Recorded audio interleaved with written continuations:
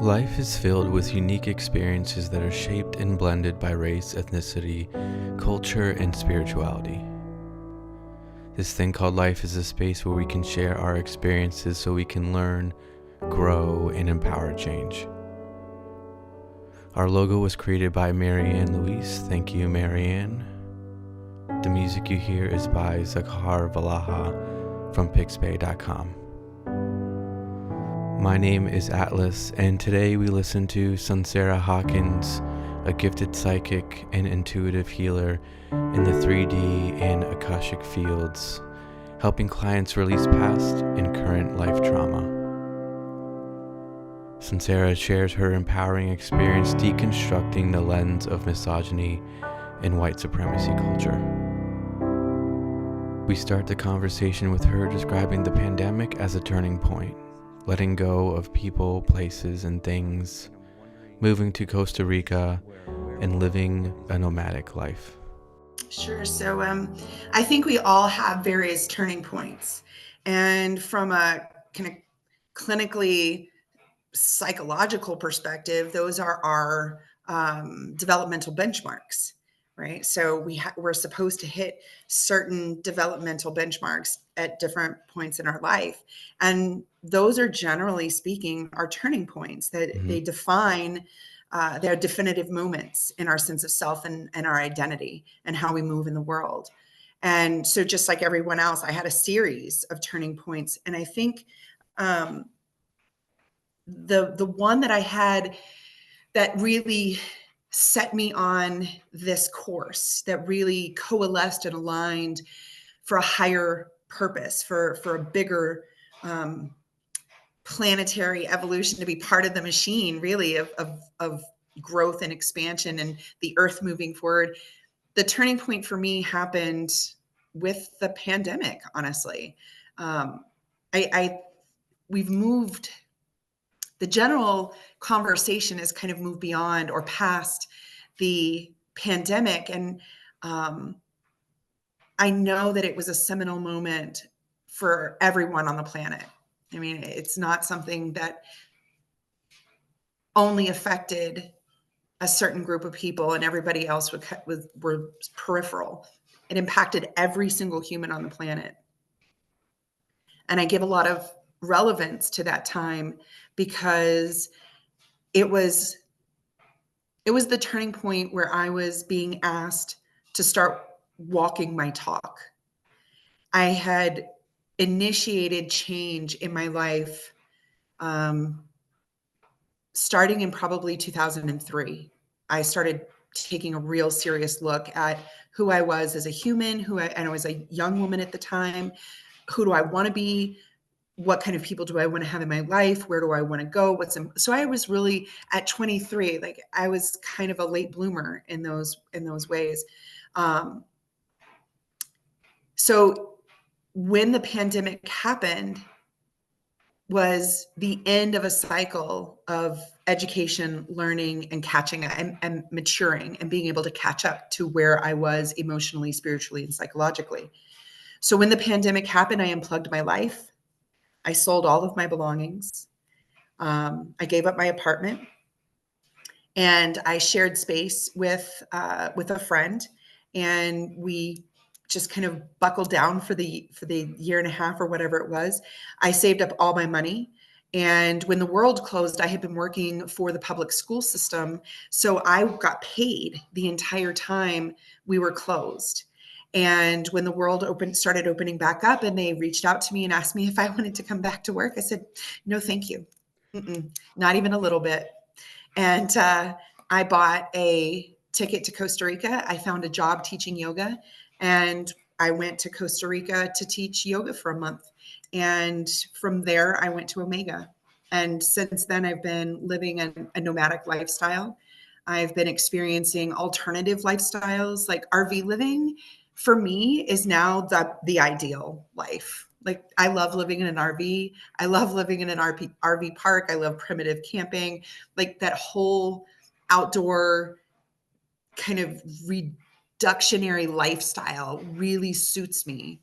So I'm really grateful to the pandemic for helping me cut ties and cut cords and liberate myself from obligations to a life that I didn't want, to a lifestyle that was not quality for me or anyone else. And so it was time to start living my values, to start really living what I believe to be true and finding other people who wanted to live their truth as well. And so that was really a turning point for me. That was a huge, huge turning point.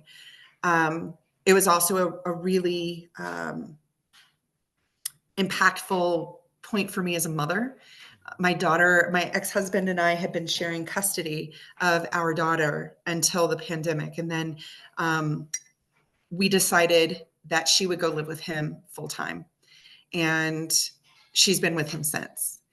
And so my label or role or identity of mother has really significantly shifted. And all of my other labels and roles have also shifted.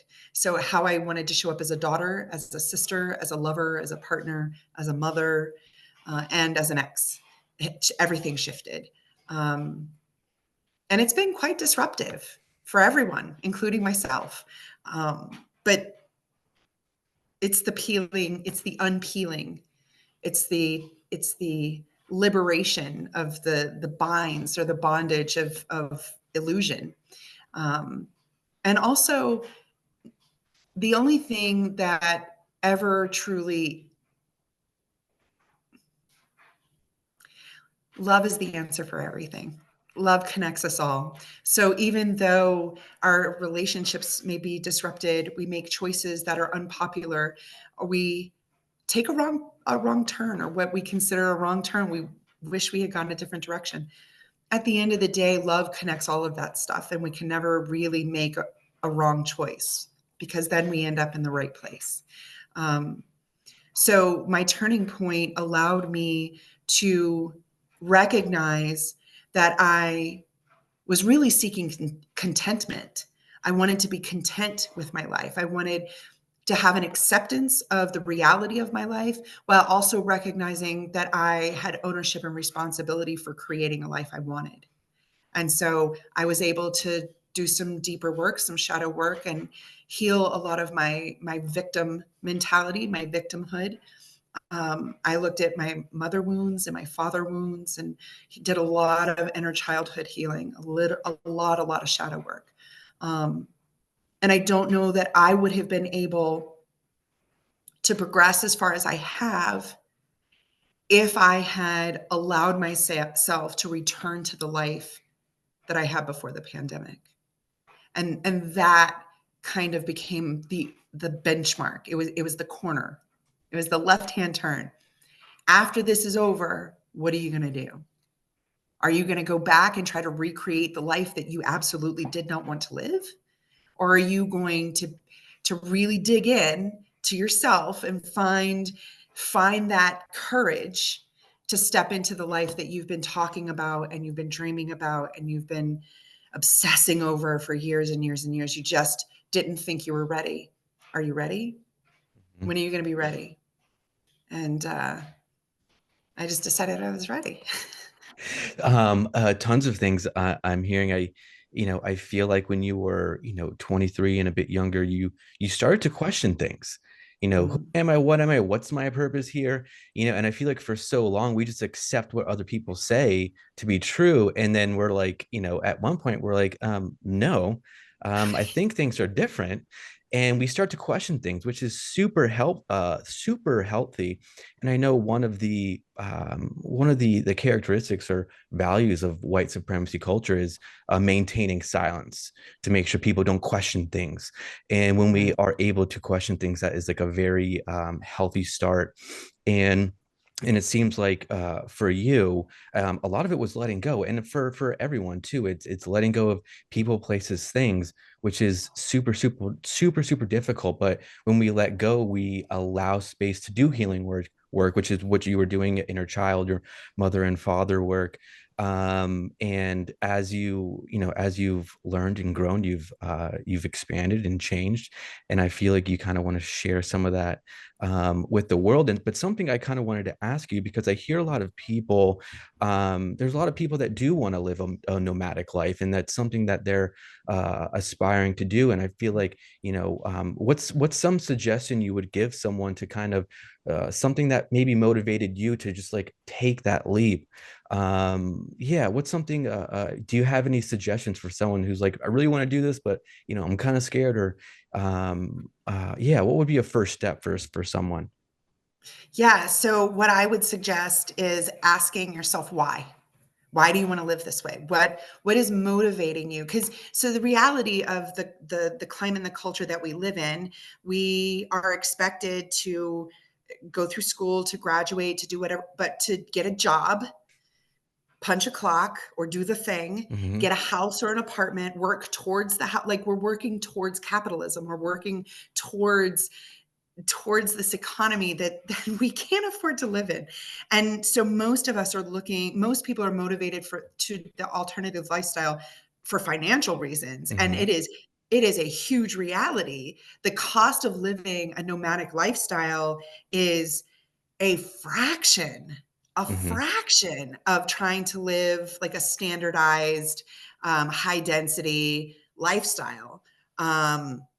And also, living a nomadic lifestyle requires a lot of self reliance. You're going to get to know yourself really quickly, what you can do, what you can't do, what you're willing to put up with, what you're not willing to put up with. Hmm. And you get really good at accepting help, which is part of my lesson here, is being able to receive help when I really need it.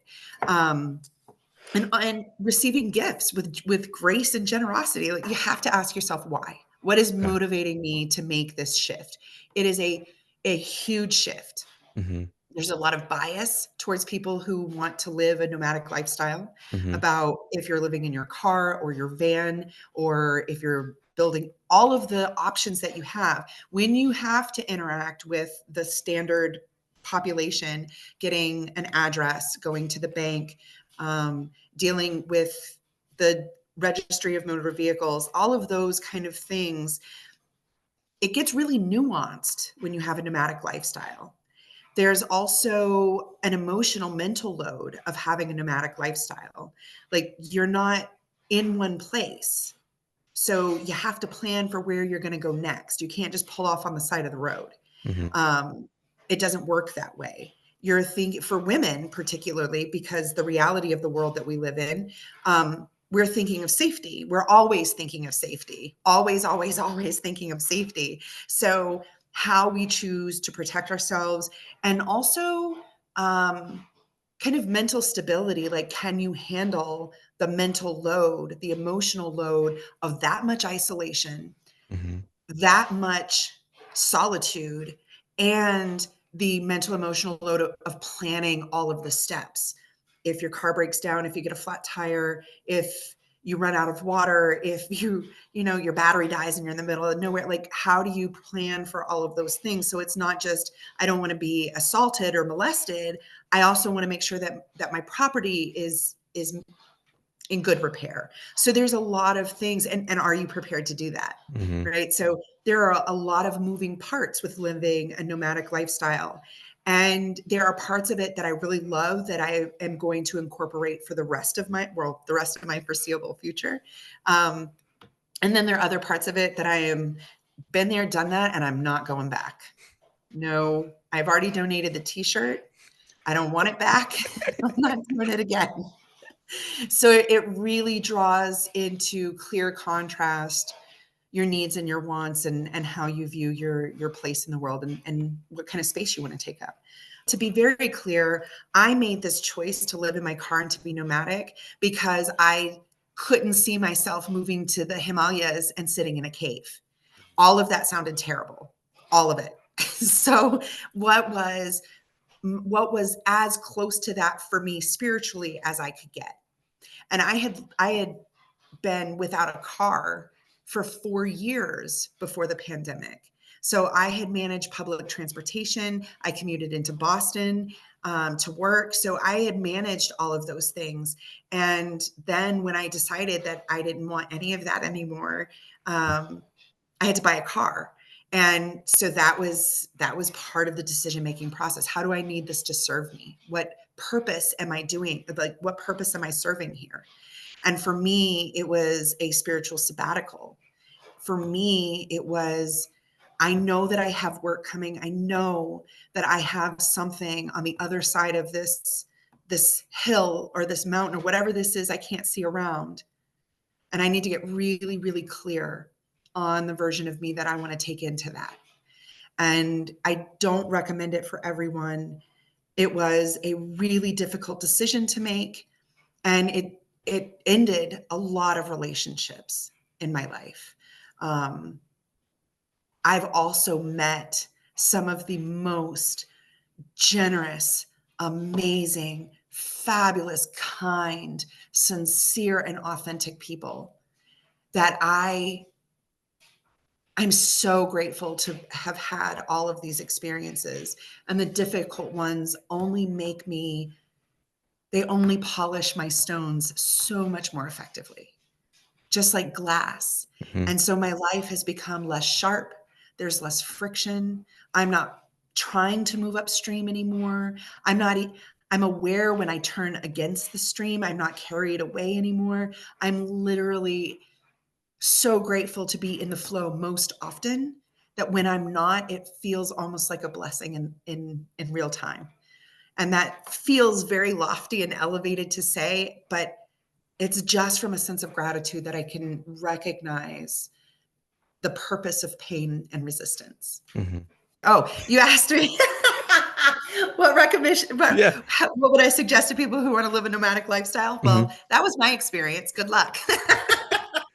No, I think but you're pointing to something important. I think, like, people, I mean, there is to some degree some glorification of a nomadic life and like the freedom, which, like, no doubt that there is. And you have firsthand experience of what it can be like, and the people, places, and things that you can experience, and how beneficial they are.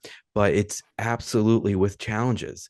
You can't get those things unless we cultivate resilience and going through challenges. And so it's, if anyone would want to go down this journey, you just have to, you said, one, ask yourself why, but make sure that that there's a willingness to do things that you're afraid of doing, to a willingness to be uncomfortable, and to be mindful of what you're doing and why you're doing it. And because that's going to have to come up day in, day out, like, as far as food, water, like, where are things going to come from? And you have to be very intentional and mindful of, each and every day, which is challenging, but it's an asset. But you've got to be willing to have both those things at the same time. Yes, you're absolutely right. And I would add to that, if you decide, if one decides that it's not for you, that's fine. Like, it's Mm-hmm. totally okay to change your mind. And it's totally okay to pivot. Mm-hmm. Like, living in my car, not for me. Living in an RV, for me. Right. And then just knowing that about myself, then I can start thinking about, okay, what's important to me on a daily basis? How much space do I want to take up? What do I actually need? And also, we deserve to have creature comforts, whatever that looks like. So minimalist or maximalist or whatever in the middle, like, you get to decide what your environment looks like and what kind of purpose it serves. So if you know what you need and you know yourself in that kind of way, then it's like going to an all you can eat buffet and just picking out all of the options and accessories. And then faith is knowing that they're going to show up at the perfect time so that you can actually afford or receive whatever that gift was that shows up for you. That's how I create the life that I live in. I Oh, look at me needing this thing and it shows up. Right. Okay, thanks. Right. I mean, to some degree, you are, just because, like, you're attracting whatever you hold inside you. And if we Mm. kind of have some of this, quote unquote baggage, or we're going to attract more and more of that stuff. But when we kind of let go and have more freedom, we attract things to come to us. Do you have any tips for someone, like, if they would want to, hey, I want to do this, what's something that, they could do in like a month or something that would like one step that they could kind of take towards a nomadic lifestyle? Go car camping. Okay. Yep. Love it. Figure out how you can sleep in your car. Figure out exact how long you're going to be gone, exact where you're going, what you're going to need when you get there, and what you're going to need between here and there. And there's some definite pros and cons. Like on the East Coast, it's very difficult to find places to camp in your car. But if you want to go to a campground, there are ways to be able to be in that space. So it just takes a little bit of research. It takes some curiosity. But the first step, I would highly recommend camp in your car. Okay. That's a one. I Yep. mean, that's a really good suggestion because I feel like someone's able to kind of have that experience without making, a complete commitment and not just like, selling everything and they go off and they're like, this is not for me. So I think that's Right. like a wonderful approach to, just testing it out and practicing it. And the other thing I heard you say, and I know this is something wanted to talk about like as a topic, but you mentioned, this nomadic experience. We all experience it differently, and you mentioned sort of being a woman, doing the journey as a man is different than being a woman, and there's extra things that you were kind of thinking about. And I wanted to see if you can talk about a little bit about that more, and if we can shift to, I know it was like women's empowerment. That's something you wanted to chat about. Yeah, thanks for asking. So I'm going to be really honest. The easy answer is to say the world is a dangerous place for women. That's the Hmm. easy answer, right? At this stage, it's kind of default. And there are a lot of people who would completely disagree with that, men and women. And that's okay, because we all get to hold our own perception. But for those of us who actually go out into the world, Hmm. um, there are some real challenges that are specific to women. And um, that's a truth. There are specific challenges in the world for women. If I choose to look at those challenges as dangerous, then I'm a victim.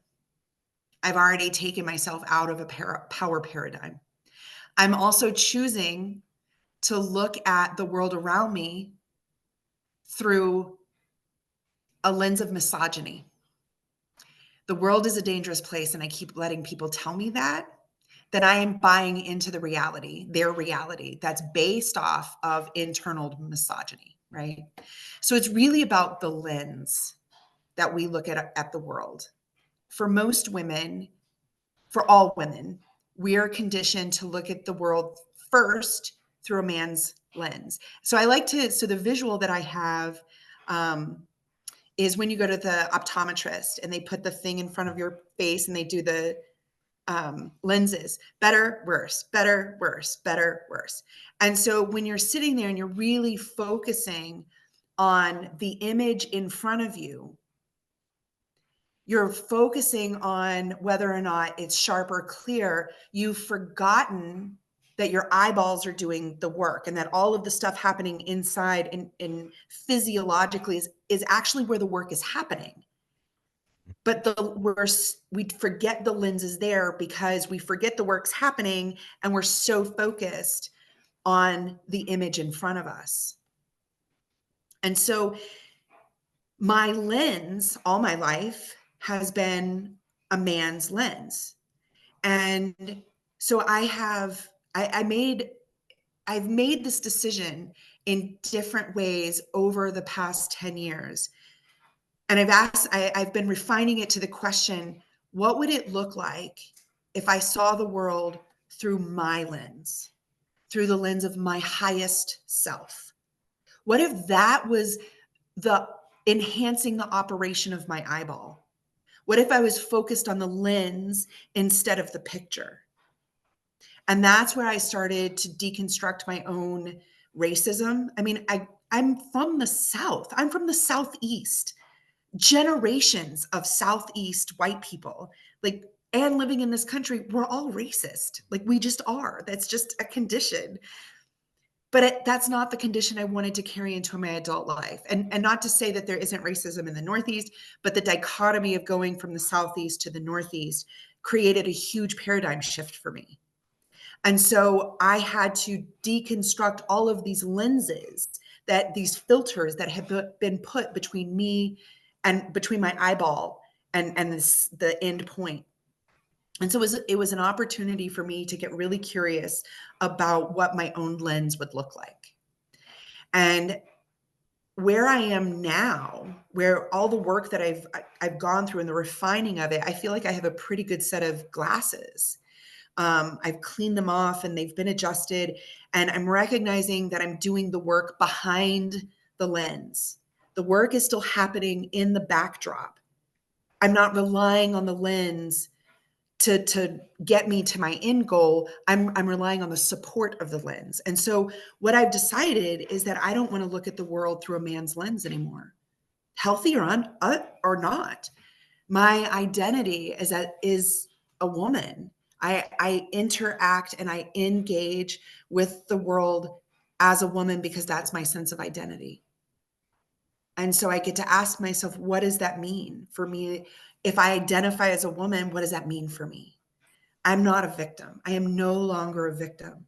And so if I look through the lens of fear, having to go above and beyond to weaponize myself in under the umbrella of protection, because all I'm doing is weaponizing myself when I come from that place of fear. I'm creating distance between myself and the power paradigm because I'm taking the role of victim. And I deserve to be able to operate in this world without the fear of molestation.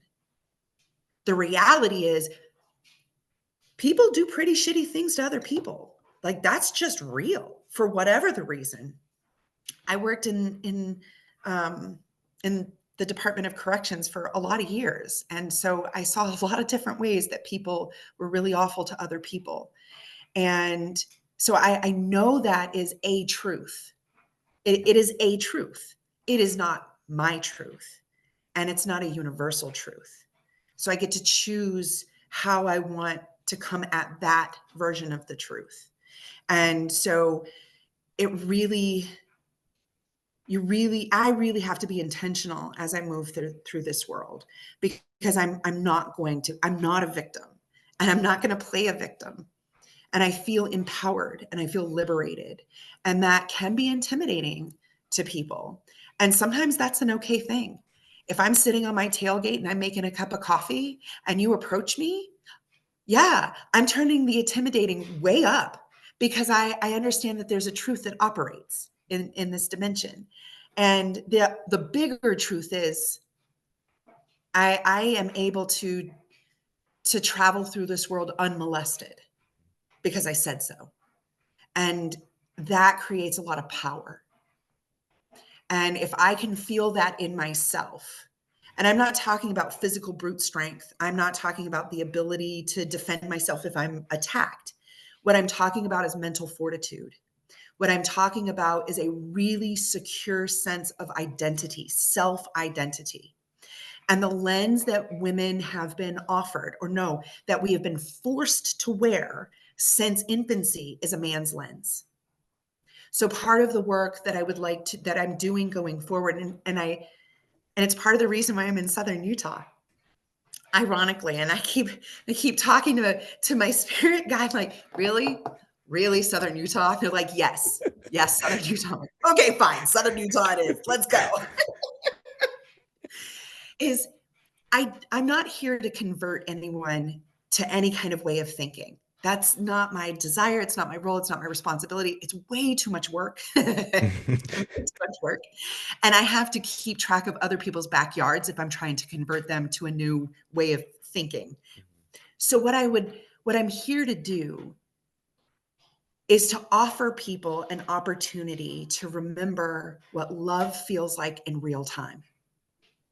Because if we can experience deep, deep love and deep love of self, we start to recognize that how we're viewing our value, how we're viewing the way we show up, how we're viewing the roles that we play in our family, in our community, at our job, we start to ask ourselves, am I okay with this? Is this really what I want for myself? Is this really serving my personal development? As women, the part of that male gaze has been take care of other first, right? And so we've shifted over probably whatever amount of time from this the verbiage around man and woman to masculine and feminine. And at this stage in the conversation, we need to have another shift, because when we talk about masculine, we're not talking about male. We're talking about a frequency, a vibration, and energy. When we talk about feminine, we're not talking about women. We're talking about, or female, we're talking about a vibration, a frequency, a resonance. And every human has the capacity to hold the perfect balance of resonance and frequency for them. I identify as a woman, so my feminine energy is going to take a predominance over my masculine energy. And so for me, my balance is going to shift and change depending on what energy needs to show up and operate, right? So the discussion is changing, the verbiage is shifting. And the way that I am choosing to shift is I like to think about the masculine as structure.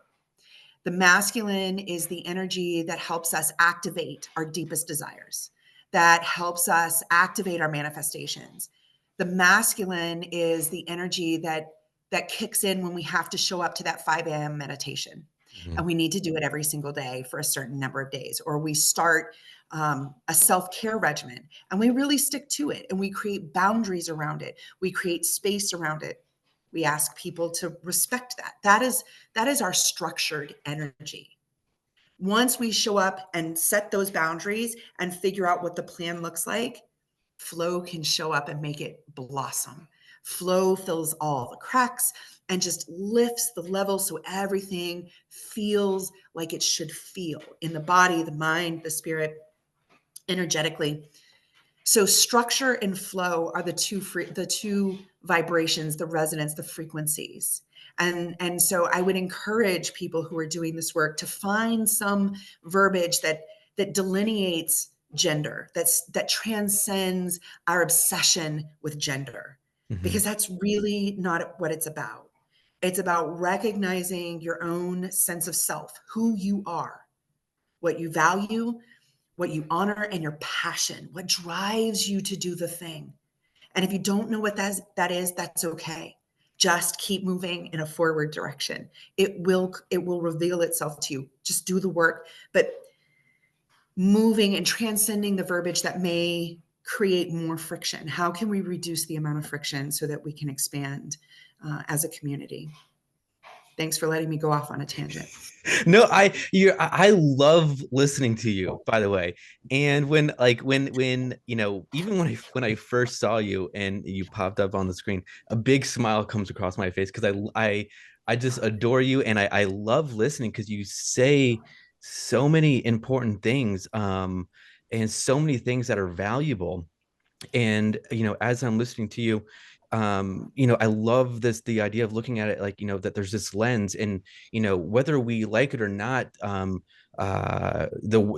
world, this patriarchy, white supremacy culture, it shapes this lens and it can kind of fog us up. And then as we start challenging things, questioning ourselves, questioning our values and things like that, things kind of get a little bit clear. And when we do internal work, things get a little bit clear. And part of that is acceptance and love. Acceptance for yourself, having love for yourself, acceptance for others. And if someone views the world as a certain way, it can be super frustrating. It's like, why aren't you seeing it the way I'm seeing it? And it's like, times I feel like, there's days when it's like, people are like, oh, people are like, it's night out, and I'm like, no, it's the daytime. What do you like? And that's just like the stark difference.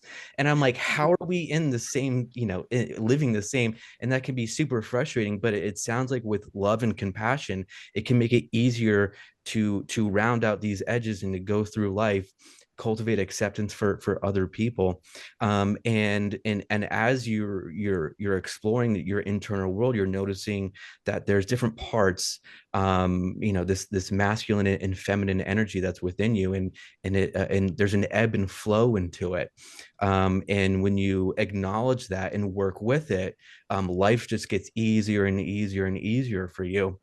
And I'm wondering, what are some practices that you do to acknowledge these parts, or bring more of these parts, or explore these parts? What are some practices that people that are listening would be able to do to to acknowledge these parts and bring them out and explore? Sure. Can I just say very, very quickly, I love the way that you hold on to so many amazing little bits. And then you just wrap it up in this little package and you offer it back to me. I'm like, wow, I said that? It's like, well, that was good. You You did. are so You good at did giving say that it. back. You're so good at wrapping it up and giving it. Thank It's so you. beautiful.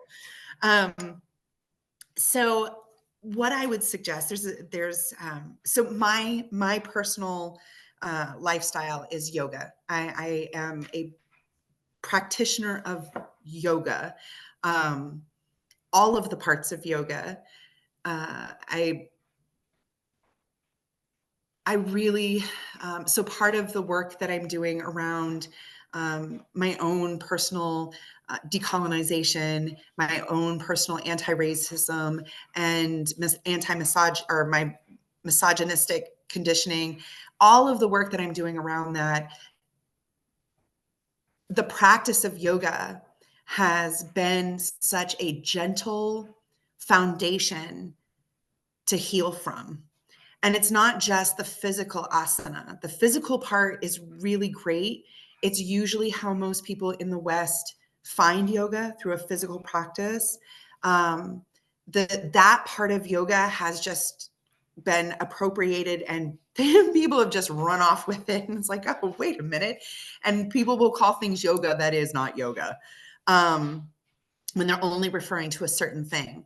And so part of my desire to understand, to really understand, to understand the essence of the thing, is to get really, really curious, and then to use this life experience as a laboratory. And that's kind of what yoga asks us to do. Create a hypothesis of how you think the world works. Here are some boundaries or some outlines or some questions that will give you an opportunity to explore those areas. Go explore and then figure out what works for you. So yoga it isn't specifically a spiritual practice, but it is an exploration of your spirit. So what is that thing about us that's intangible? I'm also a certified death doula, and I've had a lot of experiences being with people as they've transitioned. And I've had pets that I've been with as they've transitioned. And there is an absolute shift between someone who is present and someone who is not. And it's so imperceptible. When someone is in a deep sleep, we think that that's what death looks like. It isn't. It is not. Death, when the spirit leaves the body, there is a discernible difference. So what does that look like? What does it look like when you get into the essence of something? And how is that a reflection back on me? The philosophy of yoga, the idea that we are the experience of duality, and that all of our suffering and purpose and everything that we've come into this life for is to experience duality.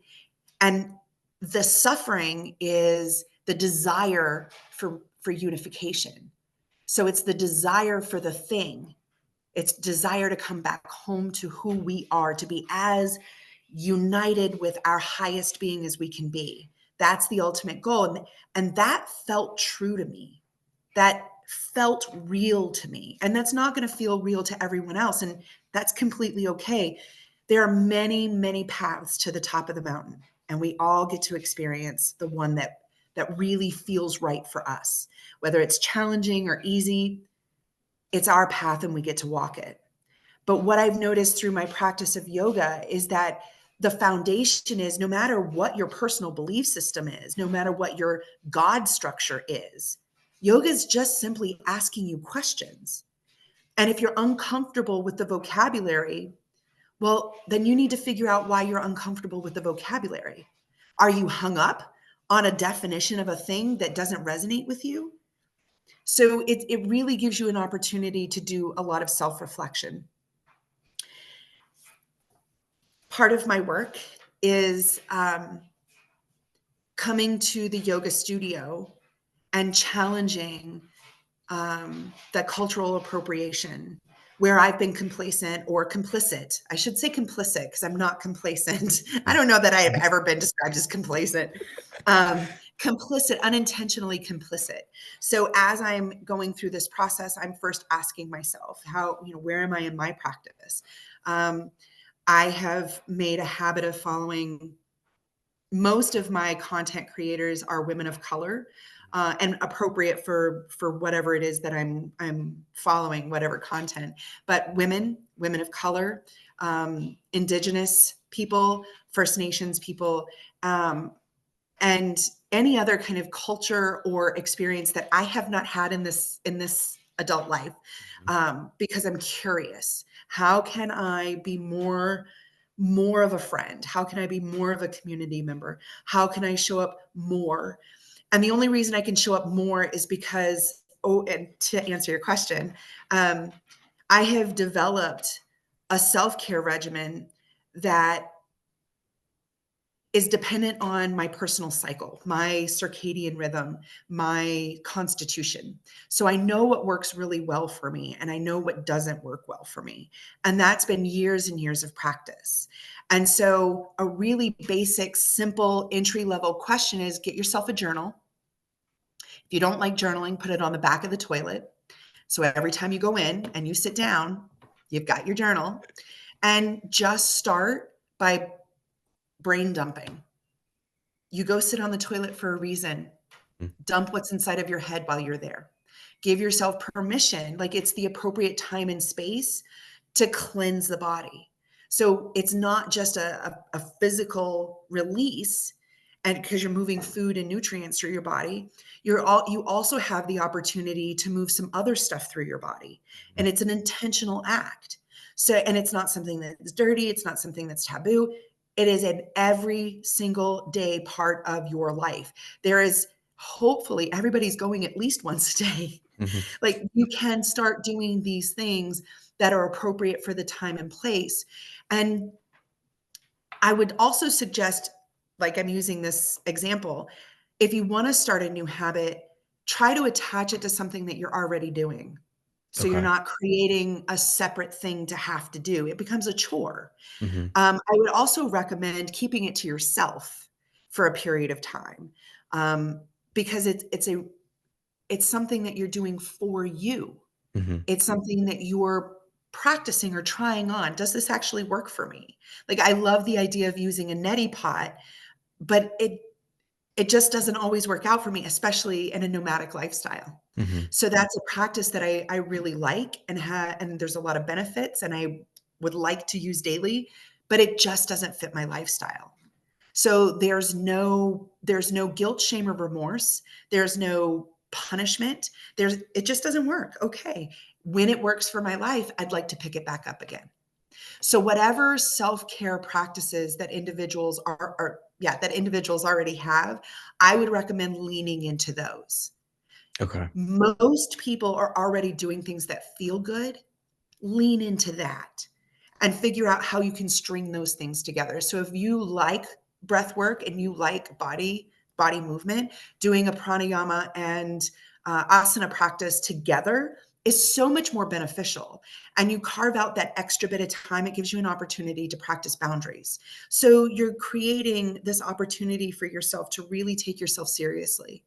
You're really, you're intentional with the relationship you're building with yourself. This is not to please somebody else. It's not to be able to come online and say, oh, I meditate for this amount of time, or, oh, I've been journaling for 30 minutes every day for 5 years. Congratulations. Like, I'm so glad that works for you. Other people, not so much. Mm-hmm. And also, I would offer this. My meditation practice is mostly a moving practice. I can sit and meditate for extended periods of time. That is not my favorite meditative practice. And it also only serves a very specific purpose. So for me, I had to give myself a lot of permission and a lot of grace and a lot of forgiveness because, in my mind's eye, meditation was the ideal. The goal was a rishi, a guru sitting in the Himalayas in meditation in the freezing cold and be able to go outside and be like, I'm not affected. And what I realized for me, that was an escape. That was just trying to get away from the world. So my meditation practice was never going to be that. I was never going to be the Buddhist monk who sat and was just stared at nature for a week. That wasn't going to be me because I have ADHD. That is the most ridiculous thing. So I had to forgive myself of A, setting an ideal that wasn't mine, and B, holding myself to it. And in this whole time being gentle. I mean, I keep on hearing this, being gentle with ourselves when we're trying to cultivate a practice and a healing practice. And for you, it was yoga, but it wasn't only yoga, it was the teachings of yoga, right? And there's a lot of these, and I wanted to see if you can either share on here or share, and I can put in the description, of these teachers that you've learned from, who are indigenous or people of color, so that people can click on them or search for them. And so it was yoga, but it was good for you, your body, but the teachings were super helpful. And it was like, journaling as well, and journaling for you and you only. And I really do like the idea of, you're combining something that you're already doing and just adding something sort of like on the side. And you don't have to do something completely different. And it's really important, I think, for people to know that mindfulness and meditation is very different for everyone. And I think we're going to get different benefits from different practices at different points in time. One thing that again, like, I thought meditation was you sit, quietly for hours. And that was, and if you're not doing it, and if you're not sitting, right, because I would be like, I'm not going to lie down, I'm going to sit cross-legged because that's what you're supposed to do. And that's just not how it works. And, one thing that was really helpful is walking meditation. I've been able to get a lot of peace and really feel like I'm in the present moment when I'm walking in nature and on grass. And I started to do that a bit more and more. And so, yeah, I think that there's, being gentle with ourselves and knowing that there's not one path to healing and growing. So, yeah, I wanted to see if, you could mention some of these practitioners and in their teachings, so that other people can be guided towards them. Yeah. So I was looking through, I was looking through my list, and I have stopped reading books. I've given up books. I've read all the books I'm going to read. Uh, everybody, we're all just saying the same thing. We're just saying it differently. So Jay Shetty is probably the last book I read. And he's great.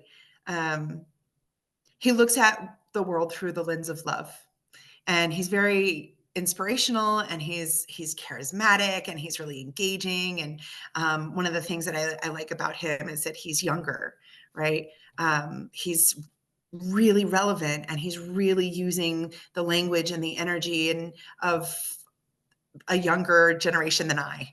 And so I really like that. It keeps me young and it keeps me feeling relevant. Like, I'm still thinking a lot. We're not coming up with new stuff, but it lands differently. So I really appreciate that. And I get really, oh my gosh, this is the point. I should have been doing all of my research. most of my content, the content creators that I follow, I'd love to send you a list. Can I send you a Yeah, list? I no, feel like I'm absolutely. freezing and I don't No, want no, to no, go no. looking for them. Yeah, And I it's don't know them off the top of my head. well, well, you can send them to me, and I'll put Yeah. it in the description. Yeah. I just like to finish a point there. So, um, a couple of things. For beginners, for Hmm. me, I had a lot of daddy issues. And Wayne Dyer was great for me because he was this safe father like figure that I could um, practice feeling safe with. And even though he's just talking to me and reading his books to me and all of his lectures, and it was like the male figure that I didn't have growing up, that was deprogramming me and programming me about, being God and seeing Hmm. God in me. And so Wayne Dyer kind of gave me permission to feel safe. That was the first place I started. Um, and I wanted to share that because whoever you read, whoever you listen to, whatever is turns you on, at some point you're going to kind of move beyond them, as we should.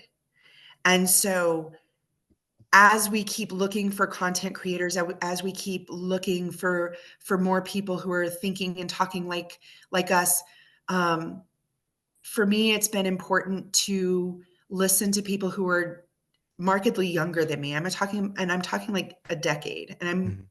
just a couple years away from 50.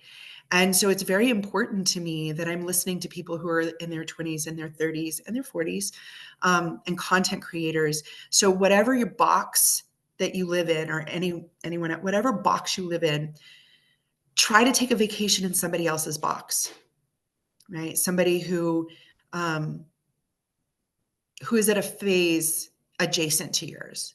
And so that requires a bit of a personal search. So I love recommendations. I love when people recommend to me. I also see a lot of value in doing my own search. Okay. So I find that I don't do a lot of name dropping. Okay. I don't do a lot of that because I was there with them as their student for a period of time and I've moved on. Okay. And then It, something that I feel like you're pointing to, which is important. And, I feel like that's why there's so many different, people that are having these conversations. There's so many different type of healers, and it's important to have these different identities, whether it's age or gender or sexuality or race. It's important to have everyone, because the people are going to relate to different people at different points in time. And it's important not just to have white males talking about it. It's important to have a spectrum of people, so that people can see themselves at a different point in their life and gravitate towards them. So I feel like, something you're pointing to is the importance of the experience of age, and how that is of value. yeah, Yeah, so I appreciate you valuing the different, the different experience of, younger generations or even older generations as well, and the need to have them there, and to learn something from someone that views things or has different identities than our own, and to get uncomfortable, get outside of our box. So the last question that I wanted to ask you, when people are listening, what's something people can do to support you?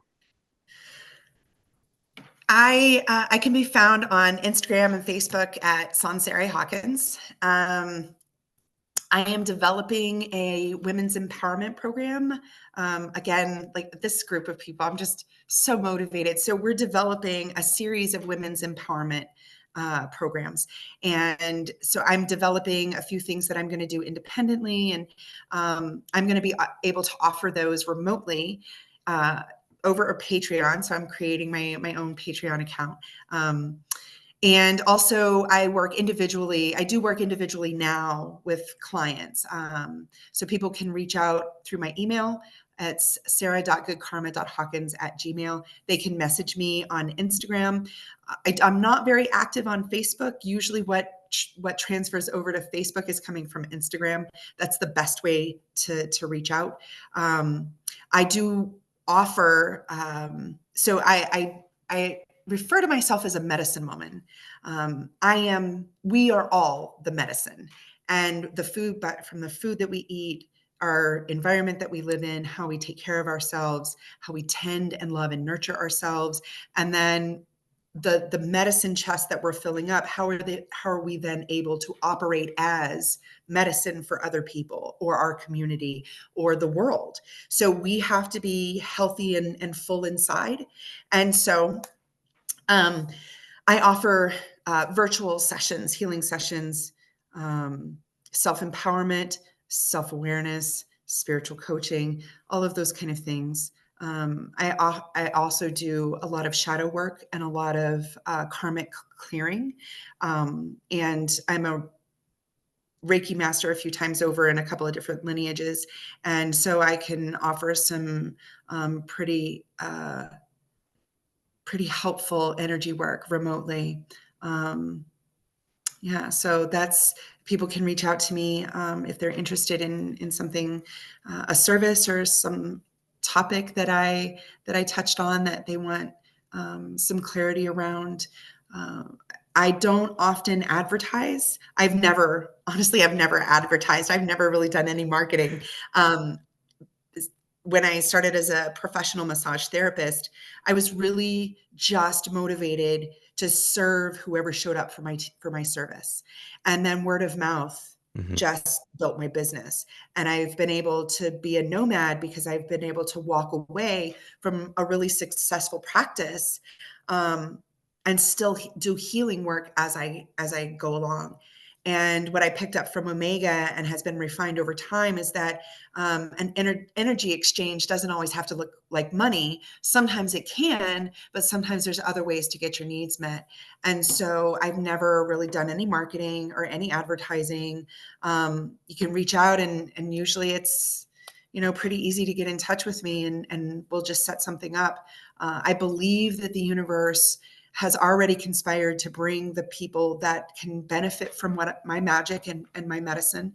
And so that I can feel like I'm valued and I can be of service. So I already have a spiritual queue of people.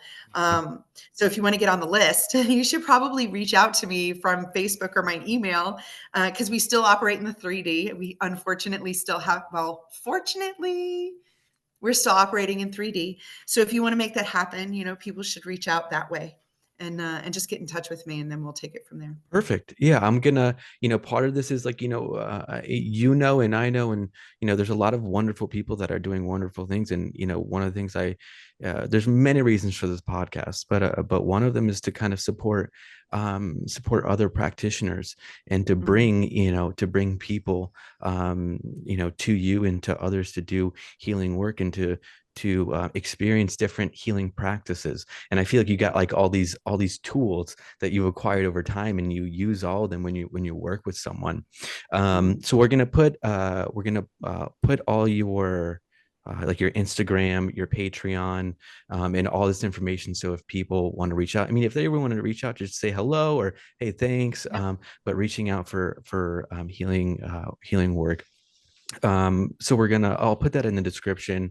And I just wanted to thank you for being on here. I love listening to you. I love what you're doing. And keep on doing it.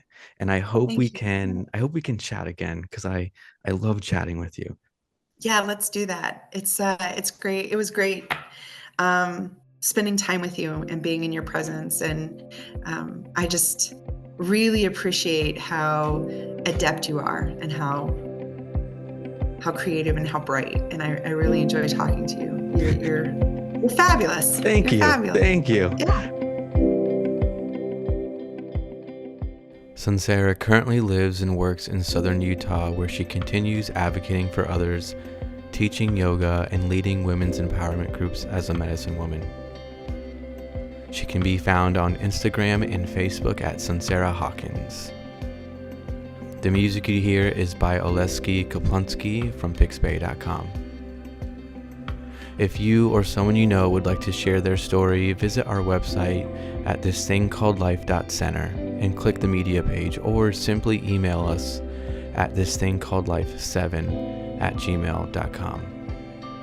As always, feel free to like, share, and subscribe.